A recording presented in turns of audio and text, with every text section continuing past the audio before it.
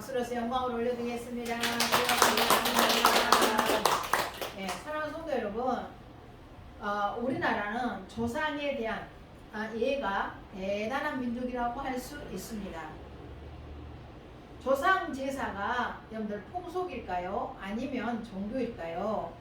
여러분들 조상 제사 여러분들 풍속입니까? 아니면 종교입니까? 네, 풍속이에요? 아니면 종교인가요? 바로 조상 제사는 풍속이 아닙니다. 바로 유교적, 종교라고 할 수 있습니다. 유교의 종교 행위라고 말할 수 있습니다. 조상 제사는 바로 유교입니다. 유교는 교라고 하는 글자가 붙어 있잖아요. 바로 종교입니다. 종교. 여러분들 북한이 숭배하는 김일성 주체 사상 있죠? 그것도 종교예요? 아니에요? 종교입니다. 그것도. 주체 사상교라고 얘기를 해요. 그래서 10대 종교 안에 듭니다. 그래서 우리가 김일성을 믿는 것이 그냥 믿는 게 아닙니다. 종교적입니다. 이처럼 조상에 대한 바로 이런 제사도 단순히 이 우리나라의 풍속이거나 내려오는 어떤 예가 아니라 바로 유교라고 하는 종교적인 행위라는 것을 알기 바랍니다. 나아가서 또한 이 종교 아래, 유교의 전통 아래서 자리 잡고 있었던 윤리적인 죄는요, 당시에 만연해 있었습니다. 그게 바로 뭐냐면 중혼과 복혼이 가능했어요. 중혼이라고 하는 것은 뭔 말이에요? 한 사람의 남편이 여러 명의 여자를 둘 수 있는 거예요. 그래서 그걸 바로 축처, 복혼, 또 중혼 이런 말을 썼습니다. 그때는 그것이 죄가 되지 않았어요. 그래서 아들을 못 낳으면 대를 이어야 될 아들이 없으면 또 다른 여자를 얻어서 아들을 낳아도 되는 것이 죄가 되지 않는 그런 일들이 당시에 아주 만연해 있었습니다. 그러므로 초기에 우리나라에 들어온 선교사님들은 이 개종한 조선 성도들에게 이 조상 제사 문제, 이 복혼 문제를 어떻게 해결할 거냐 하는 이 과제에 부닥치게 돼요. 이 조상 제사는 얼마나 특별했냐면요, 오늘 먹을 끼니가 없어도 조상에 대한 제사는 뭐 해야 돼? 지내야 되는 거예요. 진짜 오늘 굶어야 돼요. 그래서 오죽하면 안동에 가면은 이런 말이 있겠어요. 헛제사가 있어요. 안동에 내려오는 풍속 중에 하나가 뭐냐면요, 종교행위죠. 헛제사라는 게 있어. 왜? 언제 잘 먹으니까. 제삿날이나 돼야 그래도 뭐 하니까 음식을 만들어서 먹을 수 있으니까요. 다른 데는 밥도 제대로 못 먹어요. 끼니도 제대로 못 돼요. 그런데 조상에 대한 제사만큼 어떻게 해야 돼? 예를 다해서 설사 빚을 내서라도 지키는 거예요. 그래서 옛날에 선비들은요, 그 채를 갖다 팔아서 재물을 마련했고요. 여인들은 어떻게 했을까요? 머리를 잘라서 팔고 그걸 가지고 제사 음식을 준비해가지고 제사를 드릴 정도였습니다. 그래서 이렇게 특별하게 절대로 하지 않으면 안 되는 이 제사 문제를 어떻게 하느냐는 거였어요. 그리고 또 한 남자가 여러 명의 아내를 두고 있는 문제, 이런 복혼의 문제를 그럼 어떻게 할 거냐 하는 이런 문제에 부닥치게 되었습니다. 그래서 이 선교사님들은 이 조선 성도들에게 이 문제 어떻게 가르쳐야 할까 라고 하는 것에 관심을 갖게 되었고, 그것을 해결하지 않으면 이 복음 전파가 효과적이지 않게 될 것이라고 하는 것을 알게 되었습니다. 그래서 결론을 내게 돼요. 조상 제사에 대한 결론을요 내리게 돼요. 그 문제는 바로 이 윤리적인 복혼의 문제보다 좀 더 쉬웠어요. 어떻게 내리냐면 조상 제사는 정령 숭배와 미신이 혼합된 종교적 행위다 라고 규정을 줬어요. 조상 제사가 뭐라고요? 정령 숭배, 미신이 혼합된 종교 행위다. 정령 숭배라고 하는 것은 뭐냐면 모든 이 세상에 있는 모든 만물에는 뭐가 깃들어 있다? 영이 깃들어 있다. 영이. 사람에게도 영이 있고 다 영이 있다는 거예요. 그래서 그 영이 영향력을 행사한다는 거예요. 이게 그래서 그들을 뭐 해야 돼? 달래줘야 된다는 거예요. 그게 바로 정령 숭배예요. 우리나라의 대표적인 게 뭐가 있을까요? 방산나무에 가가지고 그렇죠. 거기다 막 제사를 지내고 지켜달라고 마을을 지켜달라고 하는 거 있잖아요. 그런 것도 있고 또 뭐 어디 가면 막 돌을 쌓고 막 제사 지내는 것도 있고요. 여러 가지가 있습니다. 그 다음에 또 옛날에 어머니들이 새벽에 정한수 떠놓고 자식을 빌던 거 이것도 정령숭배에 해당됩니다. 그래서 우리나라에 옛날에 저희 어머니도 생각나는데요. 제사를 지낼 때 명절에는 상을 많이 차렸던 것 같아요. 집안에만 해도 귀신들이 얼마나 많은지 몰라요. 광신도 있고요. 또 장독대도 귀신 있고요. 변속관에도 있고요. 또 다 있어요. 그래서 제사상을 안방에도 성주신이 제일 커. 그 다음에 조항신이 좀 적어. 조항신은 어디에? 부엌에 있는 신이야. 성주신은 그 집의 주인인데 그래서 안방에다 차려야 돼요. 그 다음에 또 무슨 신이 있어요? 광신이에요. 광. 그러니까 뭐 곡식을 넣고 쌀을 두는 광 있죠? 거기에다가 또 신에다 또 거기 신도 있어요. 그러면 또 저기 어디에? 연속관 또 길가에도 해야 돼. 장독에도 있고 그랬어요. 그 정도로 이게 뭐야? 정령숭배라 그래. 정령숭배. 이것이 미신과 혼합된 종교적 행위라고 규정을 짓게 됩니다. 그래서 우리나라 사람들은 사람이 죽으면 다 뭐가 된다? 귀신. 그렇죠. 귀신이 된다고 믿었기 때문이에요. 그래서 이거는 안 됩니다 라고 딱 결정을 줘요. 그랬더니 난리가 나. 이런 호로 종교가 어디가 있냐고. 조상도 뭐라 못 알아보는 종교가 어디가 있냐고. 아주 야속의 모습 있다고 얘기해요. 그래가지고 그러니까 이 선교사님들이 가르치기 시작해요. 여러분가 10계명 매주일마다 하잖아요. 여러분들 중요합니다. 1계명부터 4계명까지는 나와 인간과 하나님과의 관계에서 지켜야 될 언약계명이에요. 바로 뭐 그죠? 여기 1계명이 뭐예요? 나 외에는 다른 신들을 내게 두지 마라.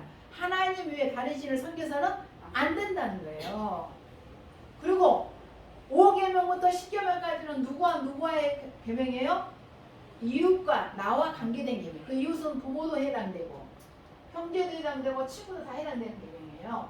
이웃과의 관계에서 첫 번째 계명 뭐예요? 내 부모를 뭐야?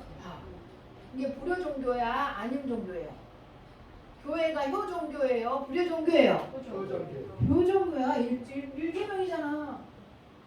1계명이잖아요. 부모를 공경하게. 부모를 공경하면 천대까지 복을 받는데 네가 땅에서 장수하고 약속 있는 첫 계명이니 네가 땅에서 잘 되고 장수하리라 이렇게 되잖아요. 그러니까 성도를 설득한 거예요. 부모님은 귀신 되는 것이 아니다. 하나님께서 생명을 얻어서 하나님께로 가는 거다. 귀신 안 된다. 그러니까 부모님은 살아계실 때 잘해라 이렇게 하는 거예요.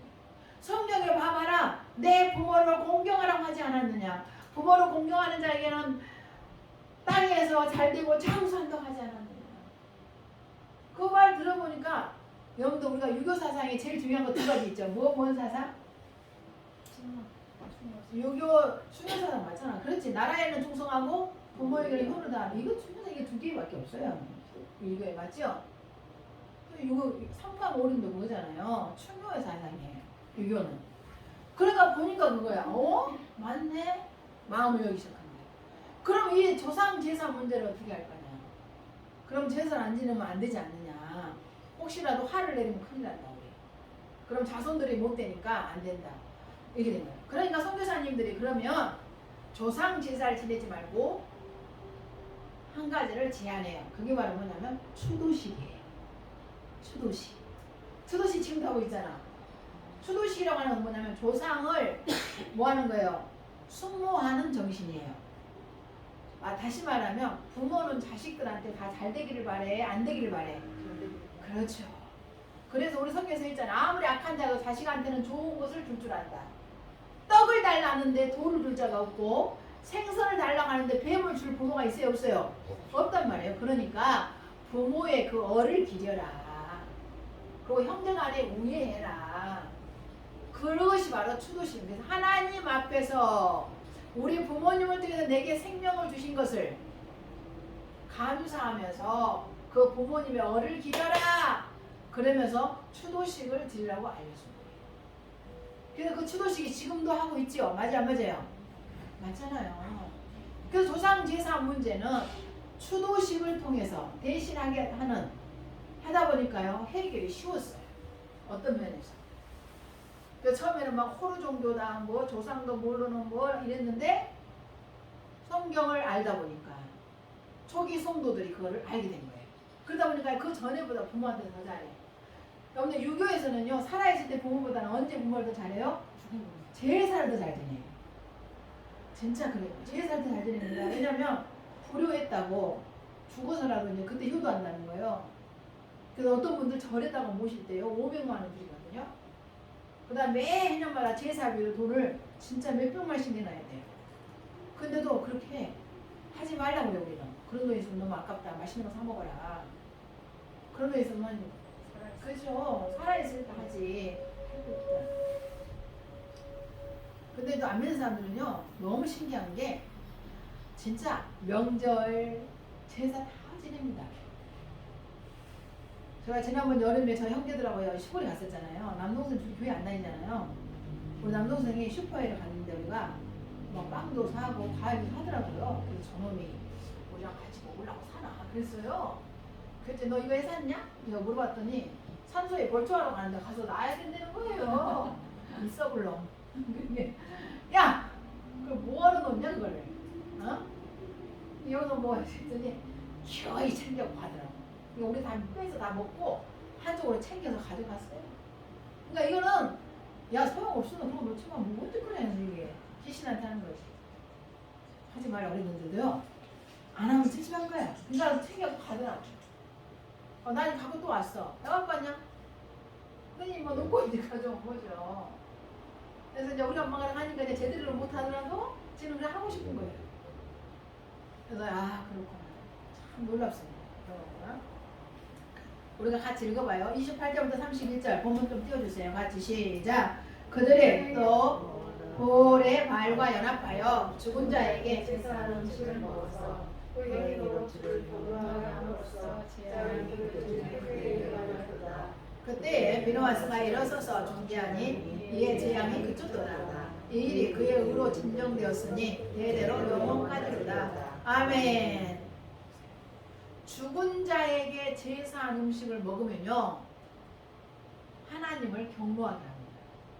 조상 제사는요 하나님 안 기뻐하신다고. 아시겠죠? 경노하게 합니다. 격렬한 진노를 가져오게 한다 이 말이에요. 여러분들 우리 옛날에 장자들 그 종손들이요 돌아가시고 나서 3년상을 치르잖아요. 그래서 그 상에 올렸던 그 밥은 누가 먹냐면 종손이 먹습니다.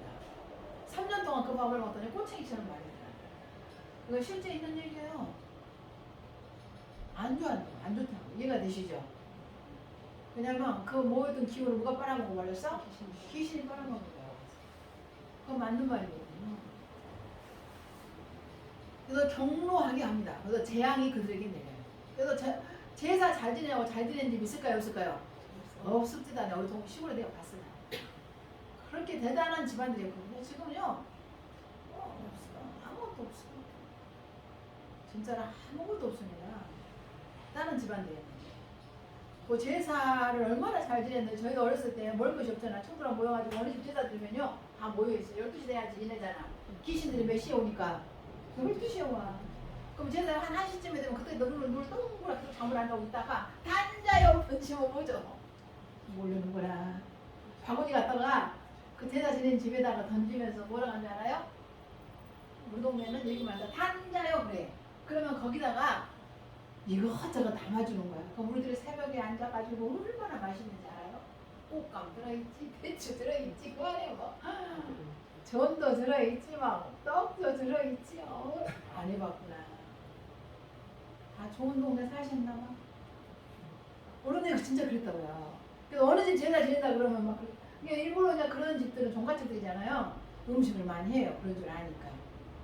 그러면 그냥 그날 저녁에 포식을 하는 거예요. 왜냐면 노부집 제사 가지고 얻어먹으니까 색다른 거 먹게 되잖아요. 그랬던 기억이 있을 정도예요. 그런데 아무것도 없어요. 세월 지나니. 그래서 여기 보게 되면 이제 그렇게 됩니다. 이건 어떤 사건이냐면 민수기 26장에 있는 사건입니다. 네.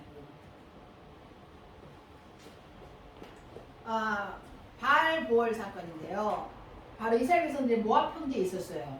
그런데 모압 족속이 섬기던 신이 바로 바알보올 신이에요. 그런데 전에 늘 말씀드린 것처럼 지역마다 나라마다 드리는 모든 축제는 무슨 축제다? 무슨 축제라고 그랬어요? 신축제, 신축제. 신을 숭배하는 축제라고요. 모든 것이 다 그래요. 신이 들어가지 않는 축제, 요즘에는 이제 많이 생겨서 무슨 꽃축제가 있죠. 무슨 꽃축제 이런 것들이 있는데요. 다 그렇습니다. 그런데 이 바알볼 축제가 있었을 때 진짜 그 주변에 있는 모든 나라 사람들을 초대하는 거예요. 축제니까. 이해가 되시죠? 그래서 이스라엘 모압 평지에 있었던 이스라엘 백성들도 초청합니다. 그때에 이스라엘 남자들이 그 축제에 참가하게 돼요. 축제니까. 그런데 여기서 고대 축제는요, 이게 신축제라고 그랬잖아요. 두 가지를 빌어요. 목적이 두 가지야. 여기 조상 제사 지내는 것도 목적 있잖아요. 뭐 목적이요? 자손들 잘 되게 주라는 거예요. 바알 볼 축제는 또 똑같습니다. 잘 먹고 부자 되고 그 다음에 뭐 하는 거예요? 자손이 번성하는 거예요. 그래서 재물을 잘 준비해서 신한테 드리고 그 신전에서 섬기는 남창과 여창들이 있었어요. 여기서 지금 올림픽을 열릴 때 성화 체화를 하죠. 어디서 체화해? 그리스 신전에서 체화해갖고 오잖아. 아니면 거기서부터 시작했으니까 고대 올림픽이 고대 그리스부터 시작했거든. 근데 올림픽 말고 고대 올림픽이 그러다 보니까 그 성화는 어디서 체화를 해와? 그리스 신전에서 체화를 하는데 그거 텔레비에서 보셨어요? 아주 미녀들이 하얀 드레스 같은 옷을 입고 가잖아.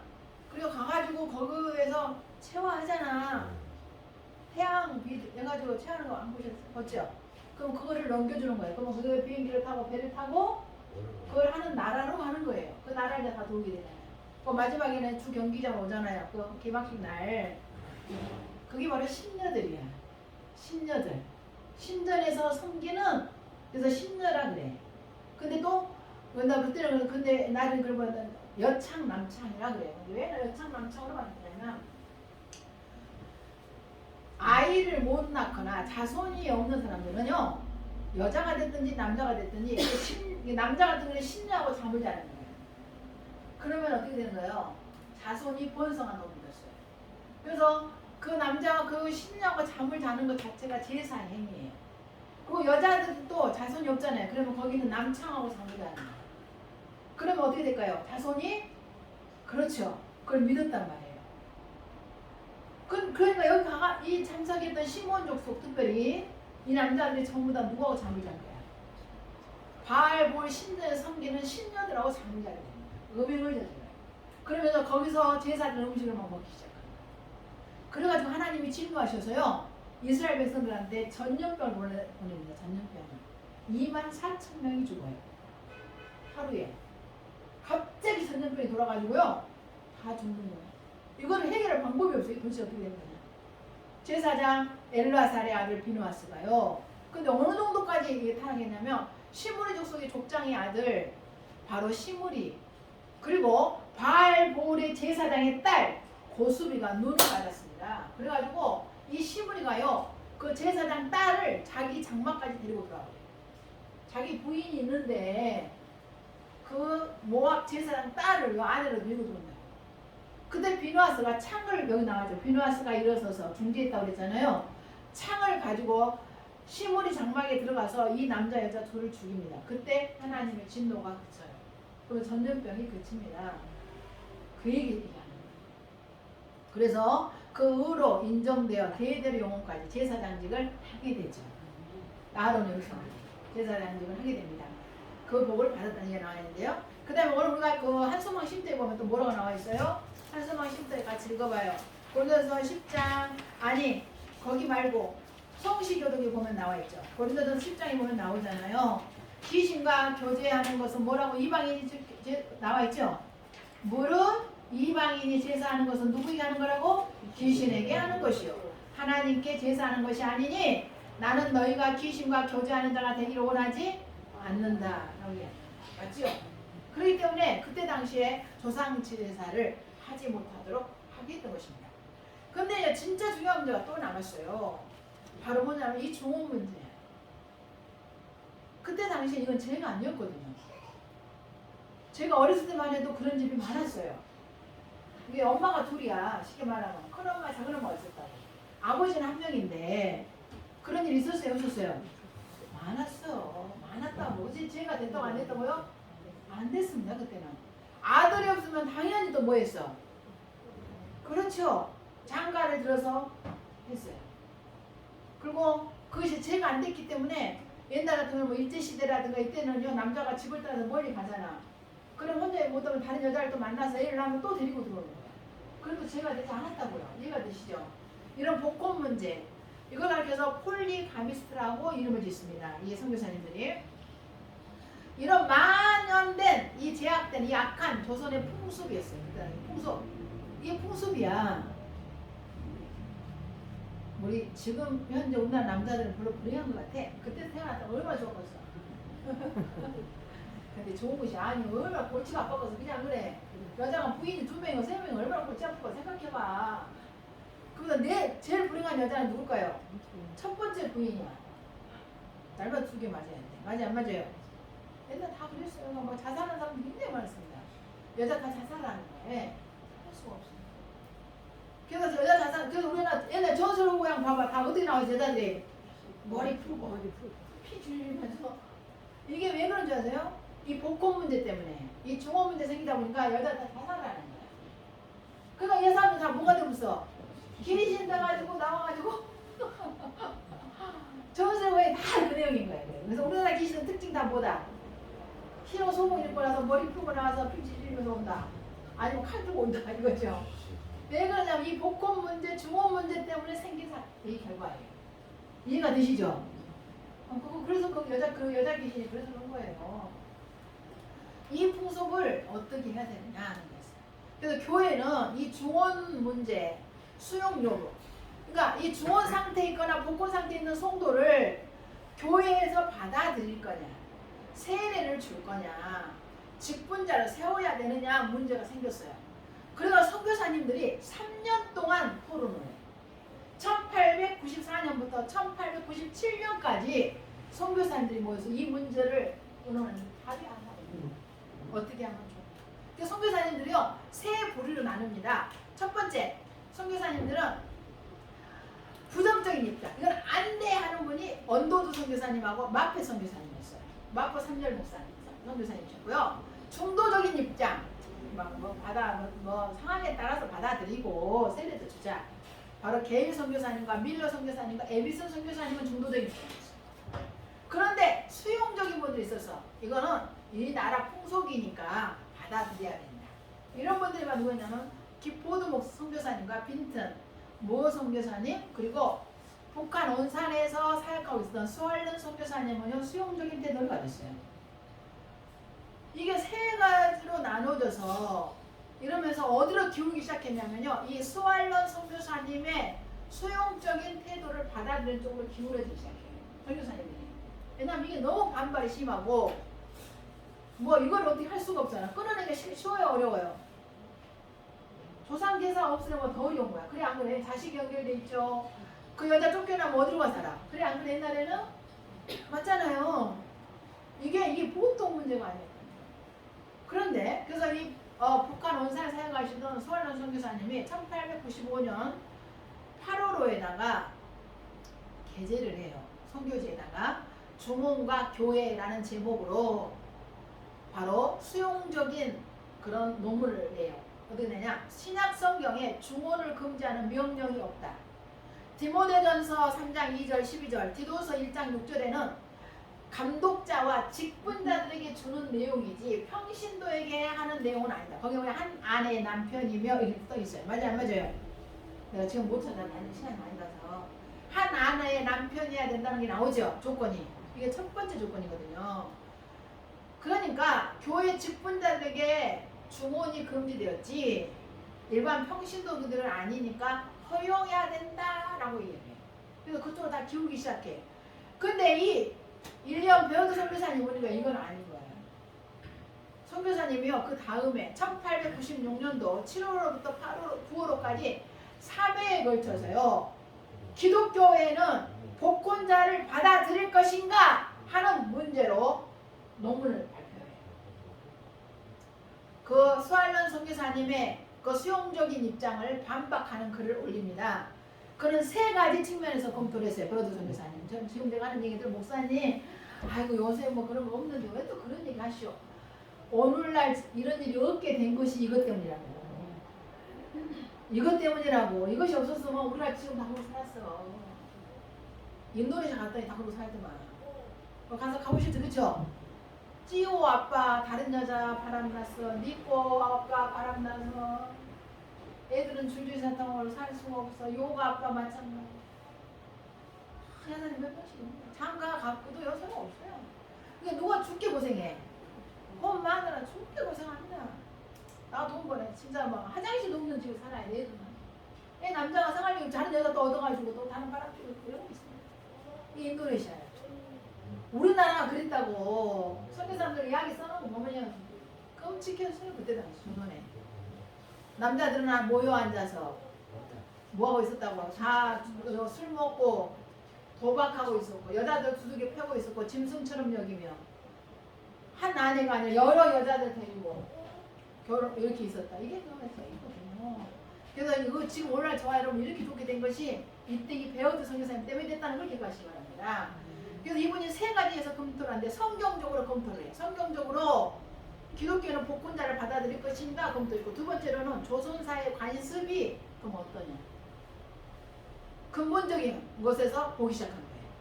그 세 번째로는 그럼 기독교 역사상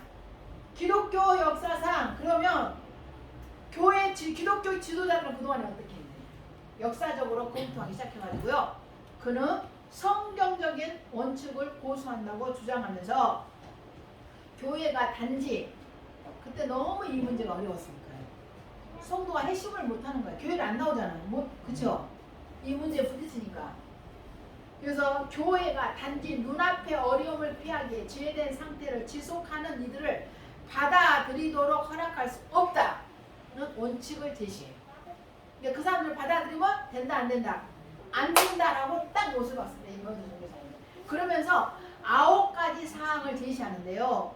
그 첫 번째, 두 번째, 세 번째로 말해드릴게요. 첫 번째, 중원과 축첩은 교회에서 용인될 수 없어요. 중원이라는 것은 뭐예요? 두 번 결혼하는 거 말하는 거예요. 축첩이라는 건 뭐예요? 아내를 여러 명 두는 거. 결혼식은 안 했지만 후처 막 두는 거 이해가 되시죠? 여기저기 두는 거. 용인될 수 없다. 오직 한 아내만 가진 신자들에게만 뭐한다? 세례를 베풀어야 된다. 그러니까 한 아내만 가진 사람에게만 세례를 줘야 된다. 그리고 본초는 없고 다른 여자들과 동거하는 세례 초혼자가 있을 경우에는 세례 전에 다 정리하고 그 중에 한 여자와 정식으로 결혼하라고 요구해야 된다. 이렇게 한 거예요. 결론적으로 이 베어드 선교사님은 나는 참으로 앞에 요약한 것처럼 굳건하고 확고한 행동 지침을 세우는 것이 교회를 위협하는 가장 큰 위험들 중 하나로부터 교회의 순전함을 지키는 유일한 길이라고 믿는다 라고 주장하면서요. 중혼자가 복혼의 혼인관계를 청산하기 이전까지는 세례를 베풀거나 교회 회원으로 받아들일 수 없다는 입장을 천명합니다. 근데 교회 와서 예배는 드리긴 했어. 이해가 되시죠? 왜? 바뀔 수 있잖아. 그러나 교회 눈을 안 받아들였어. 이거 굉장히 중요한 말이에요. 이해가 되시죠? 제가 지금 우리 애사촌 동생 교회 왔잖아. 제가 아직 등록을 안 시켰다고. 이해가 되시지? 그런 것처럼 그때 당시에 이런 사람들은 교회를 아예 못 오면 안 되잖아요. 왜냐면 복음을 들으면 사람이 뭐하니까? 그렇지. 새 사람 거듭나잖아. 그건 바뀔 거 아니야. 그게 다 해결되잖아. 교회에 와서 예배는 드리긴 했지만 세례는 안 되고 정식 교육을 안 받았죠. 이해가 되시죠? 그렇게 그 원칙을 딱 세웁니다. 그래서 이 논문이 우리나라 장로교 아시죠? 장로교 공의회에서 다른 기독자 사역자들에게 심의해 줄 것을 요청해요. 베어드 선교사님 그 논문을 주고. 그러다 보니까 이 논문의 영향으로 결국 우리나라 장로교가 있을 거 아니에요. 공의회. 근데 선교사보다 우리나라 장로교가 더 중요하잖아. 근데 선교사님 세웠으니까 베어드 선교사님 입장을 따라서 복혼자를 받아들이지 않겠다고 땅땅땅 이렇게 돼요. 왜 했다고? 그래가지고 이걸 이제 계몽하기 위해서 애니 베어드 선교사님, 그러니까 베어드 선교사님 부인이 지난번 말씀드렸잖아. 책을 많이 썼다고 소설도 쓰고 에세이도 쓰고 그랬죠. 찬송가도 쓰고. 그래서 오늘 그 얘기 했더랬잖아요. 이 선교사님, 애니 베어드 선교사님 부인이 고용규 전이라는 책을 소설책을 써요. 고용규 전. 고용규라는 말은 사람 이름의 뜻이고요. 전, 우리나라 무슨 전, 뭐 춘향전, 심청전 하듯이 전 쓰잖아. 그래서 썼어요. 고용규 전은요, 초기 기독교인들의 결혼관을 보여주는 작품이에요. 초기 기독교인들이 고용규라고 하는 주인공이 예수를 믿고 변화되어져서 행복한 가정을 이루어 나가는 삶의 여정을 그려주는 소설이에요. 이해가 되시죠? 그러면서 그걸 읽고 계몽을 하는 거예요. 이게 고용규전이었어요. 그리고 또 하나 책을 썼네요. 부부의 모본이라는 책을 썼습니다. 부부의 모본. 여러분들 그때 당시는 부부가 중요하지 않았어요. 그때는 뭐가 중요했냐면 자식이 중요해요. 부부의 소중함이 그때는 없던 시절이에요. 중원, 복권 시대, 그렇죠? 부부라는 게 안 중요해요. 지금은 근데 부부가 중요한 시대죠. 그래 안 그래? 저는 이번에 처음 알았네요. 우리가 애를 낳는데 수술을 낳잖아요. 뭐 자연분만 한데 그 남편이 들어가는 얘기 들었어요. 근데 뭐 수술하는 건 안 들어가는데 영숙이가 그러더라고요. 누가는 밖에 있다고 그래. 들어갔다고 그런 거 없는데 나중에 동영상을 보내줬는데 탯줄을 자른 놈이 누구냐면요. 그 간호사가 아니라 지금 아빠가 자르는 거 아니에요. 나 처음 알았다니까. 영석이가 이거 자르더니 이거 자르는 거예요. 네, 자르세요. 이거 자르라더니 눈물이 날라고 그래 이거. 그 동영상에 찍혀 있어. 아, 그럼 이걸 뭘 말하는 줄 아세요? 부부가 중요한 아기예요. 아기를 여자가 낳는 게 아니라 누가 낳는다고? 부부가 낳는다는 거예요. 부부의 모범을 중요하게 생각합니다. 맞아, 안 맞아요? 맞잖아. 그래서 이 애니 베어드가 부부의 모범을 썼는데요. 이건 1911년에 나옵니다. 주인공 박명실과 양진주라는 주인공이 인내와 대화로서 기독교 결혼관을 생활 속에서 실천해서 결국은 유종의 미를 거두게 되었다라는 내용이에요. 이걸 하다 보니까 이제 이걸 책을 읽으면서 변하기 시작해요, 여자들이. 그런 상태에 있던 사람도 끊어. 이해가 되시죠? 그래서 정식 결혼을 하게 돼요.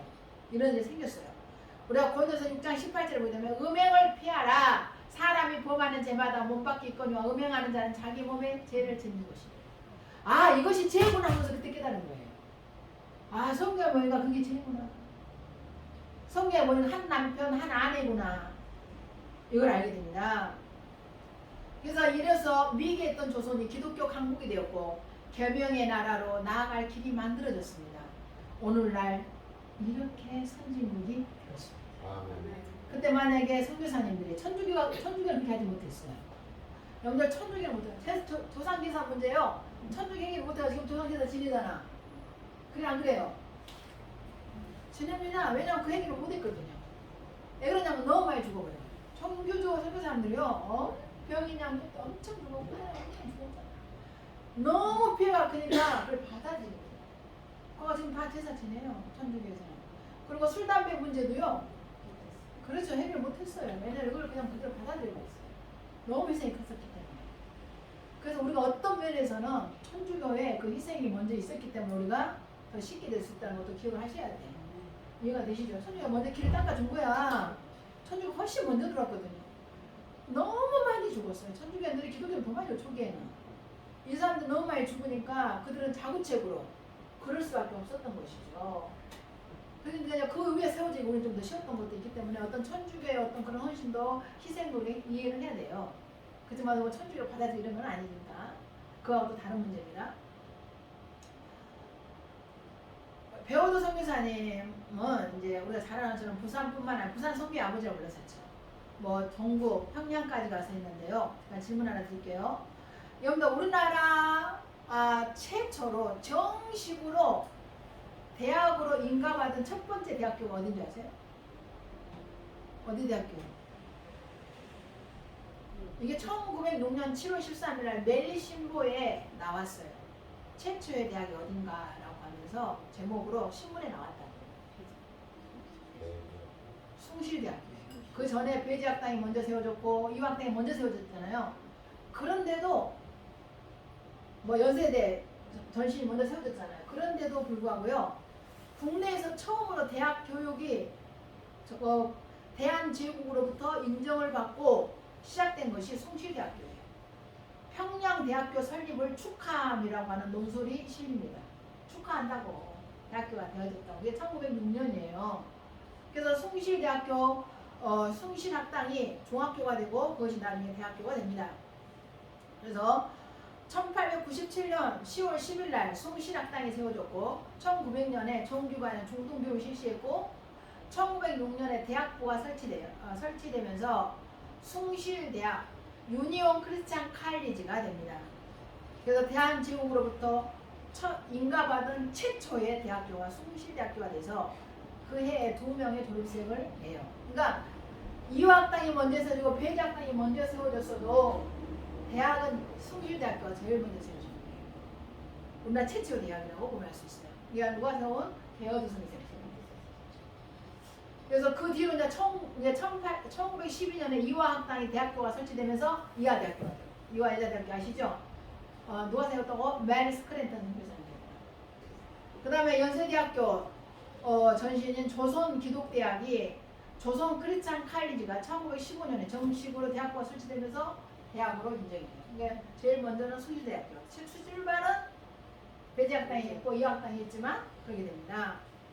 그래서 숭실대학교는 우리나라 최초의 서양식 학제로 운영된 대학이었어요. 이게 서양 미국 있는 대학교, 서양에 있는 대학교 똑같이 운영이 됐다. 학부 체제, 교육도 되어 있었어요. 그래서 애니베드 선교사님은 그때 당시에 그 선교사님들의 목적이 있었어요. 이 대학교에서는 모든 교육을 한국어로만 한다. 한글로만 한다. 그리고 책도 한글 책을 갖고 하기 위해서 책을 펴낸 거예요. 올린고 선교사님들이 함께 힘납친 거죠. 그러다 애니버드 선교사님이요 거기에서 생물학을 가르쳐요. 이 숭실대학교에서. 그래서 식물도설, 동물학, 생리학 초고를 번역해가지고 그 서양에 있는 대학교 있죠. 그 책을 번역해가지고 실제 숭실대학에서 학생들을 가르쳐요. 우리나라 교육열이 높아지게 된 계기가 그때였다는 것을 알 수 있습니다. 애니버드 선교사님은 애니버드 선교사님의 부인이죠. 한국어를 너무 잘했어요. 잘해가지고 뭐 소설도 쓰고 에세이도 쓰고 그랬겠죠. 그래서 한국의 새벽이라고 하는 극동 지방에서의 개종 이야기도 써요. 책을 많이 씁니다. 유교적인 조선사회에서 학교 교육과 저술활동에서 기독교적인 가치로 재해석을 시도했고 기독교 성교문화 변혁 운동을 하셨는데 썼는데요. 여러분들 찬송가 많이 부르시기 바랍니다. 이거 알려드릴게요. 이때 여러분들 우리나라 사람들에게만 있는 병이 하나 있어요. 다른 나라에 없는 조선 사람들에게만 있는 병이 하나 있어. 뭔지 아세요? 화병이 있어. 그래서 화병으로는 이거는 고유명사예요. 화병이라는 것은 조선 사람한테 우리나라 사람한테 있는 병인데 그 병이 뭘로 치료된지 아세요? 병이 딱 하나입니다. 찬송가. 그때 실제로 이렇게 있던 거예요. 이 애니베드 선교사님이 우리가 지금 지난번에 멀리 갔더니 오늘 같이 갈 길 나는 이때는 언제 1895년 애기들 잃고 나서 애기들 죽었다고 그랬잖아 2명. 그때 지은 노래가 이거야. 찬송 멀리 성동도에 다니면서 힘들었을 때 멀리 갔더니 나는 갈 길 모르 나를 지켜주소서. 이거 오늘 불렀던 거. 오늘 찬송 볼 시간 없어. 그 찬송을 아이들 읽고 지은 찬송이고요. 이외에도 이제 번안 찬송이 있어. 애국 찬송을 번역한 거야. 여러 편이 있는데 그 중에 대표적인 게 예수 사랑하심 아시죠? 예수 사랑하심은 성경에서 배웠는데 그거 아시죠? 그렇잖아요. 그 다음에 인내하신 구세주여 아시죠? 이 찬송을 이 애니베드 선교사님이 번안에서 가르치기 시작한 거예요. 그래가지고 이 찬송시를 여자들이 가르친 거야. 성도들한테. 이 사람들이 노래를 막 부르는 거야. 이해가 되시죠? 그랬더니 어떤 일이 생기는지 아세요? 이 마음 그 남편에 대한 증오, 분노, 가난으로 인한 이런 거. 여자로서 짐승처럼 대접받으면서 진짜로 뭐 누구도 모든 귀신이라고 하면서 진짜 사람 대접 못 받고 살던 그 여자들의 한을 이 찬송가를 부르면서 이 찬양을 부르면서요. 그러다 막 눈물을 흘리고 울면서 화병이 나는 거예요. 귀신이 떠나가는 거예요. 그러면서 기적이 일어나기 시작하는 거예요. 기적이. 그래서 그때 우리나라에서 왜냐하면 여자 성도가 왜 많으냐면 그래서 그랬대요. 우리나라는 다른 나라 비교해서요 남자 성도보다 여자 성도가 더 많은 이유가 이것 때문에 그런다고. 찬송가의 영향이. 그래서 여러분들 마음에 화가 나고 막 뭐 증오가 있고 막 분노가 있고 이러면요 찬송가 보시면 돼요. 듣는 것보다 뭐 하라고? 부르면 귀신이 떠나가고요. 부르면 몸이 치료가 되고요. 화병이 나는 거예요. 지금도 동일한 역사는 좀 있습니다. 찬송해야 돼요. 불러야 돼요. 그래서 진짜 기적이에요. 삶이 변화되는 역사 일어납니다. 그래서 이 애니메이터 선교사님은 평양 숭실대학교 여학당을 세워요. 여학당. 남자 학생만 있는 게 아니라 여자 학생들도 세워서 가르치기 시작합니다. 그래서 당시 평양에서는요 어머니라고 불렸어요. 이 애니메이터는. 엄마, 어머니라고. 전에 누구 불렀어요? 메리스 클랜드는 뭐라고 불렀다고? 어머니라고 불렀다고 했잖아요. 맞죠?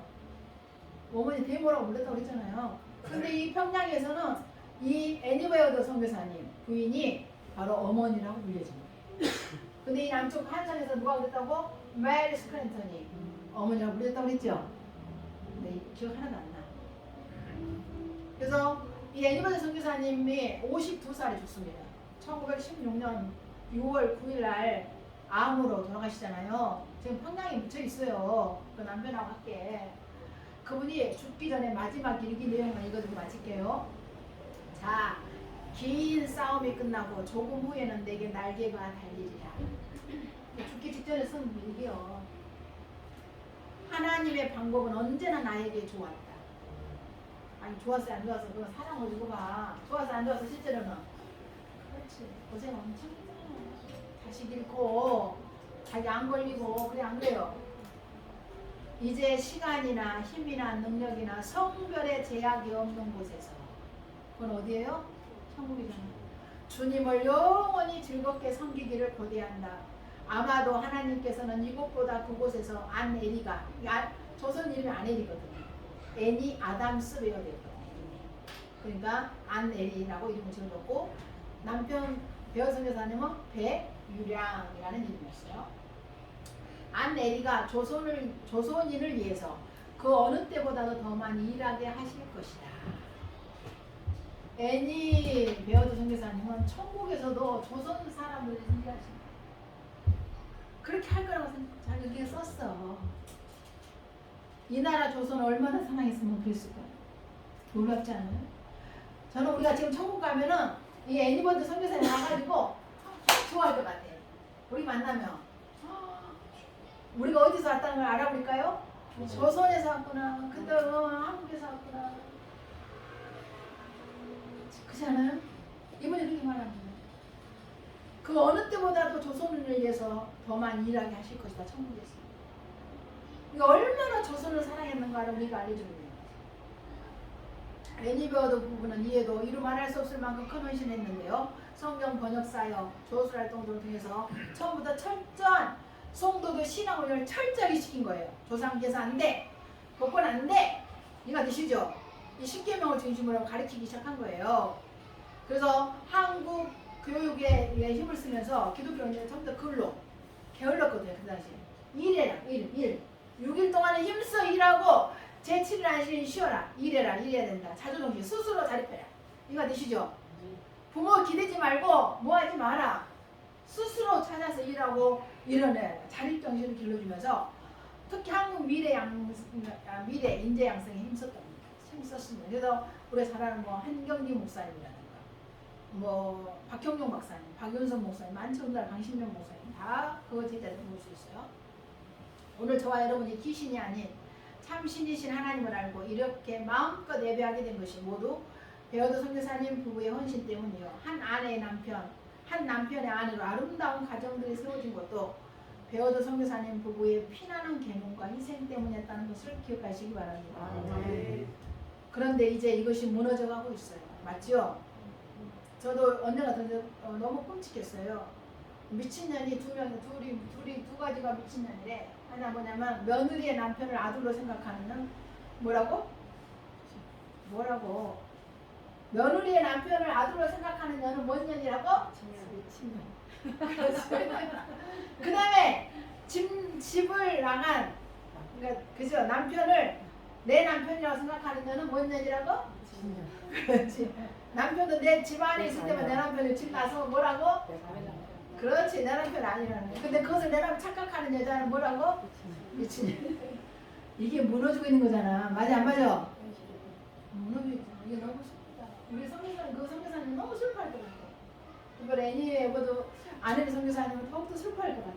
그쵸? 우리가 그러려고 하지 않았는데 우리가 어떻게 그렇게 싸워서 그들을 세웠는가. 이렇게 지나니까 130년 정도 지나지 않았어요? 100년 정도 지나니까 이렇게 달라졌나. 이렇게 무너지는 것을 보고 그럴 것 같아요.